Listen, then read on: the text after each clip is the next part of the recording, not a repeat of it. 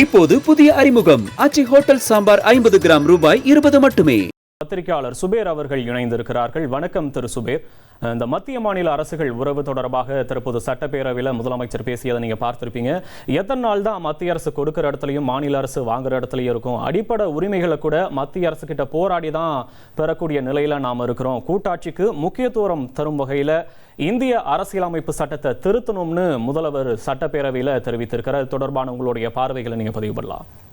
இல்ல, அண்ணாவினுடைய கொள்கையை, அடிப்படை கொள்கையே மத்தியில் கூட்டாட்சி, மாநிலத்தில் சுயாட்சி. அதனுடைய தொடர்ச்சி தான் திமுக. திமுகவினுடைய அடிப்படை பேஸே அதுதான். மாநில உரிமைகளே பாஜக அரசாங்கம் வந்த பிறகு ஒவ்வொன்றாக இன்னைக்கு கையில் எடுத்துட்டு இருக்கு. அப்ப மாநிலங்களினுடைய உரிமைகள் ஒன்னா பறிபோய் கொண்டிருக்கிற நேரத்துல தமிழ்நாட்டின் முதலமைச்சர் பேசியிருக்கக்கூடிய இந்த குரல் அப்படிங்கிறது ஒட்டுமொத்த மாநில சுயாட்சிக்கான குரலாகத்தான் இது பார்க்கப்படணும். அப்ப ரெண்டாவது ஒரு விஷயம்னா, சமீபத்துல நீங்க பார்த்திருப்பீங்க, தமிழக மாநில அரசுகள் வேந்தர்களை நியமிச்சுக்கலாம் அப்படின்னு ஒரு ஜியோ கொண்டு வந்தாங்க தமிழ்நாடு அரசு.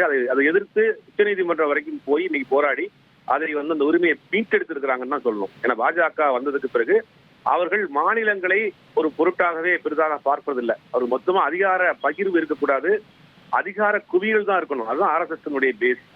ஒட்டுமொத்த ஒரே நாடு, ஒரே தேர்தல், ஒரே மொழி, ஒரே நாடு அப்படிங்கிறது தான் அவங்களுடைய பார்வை.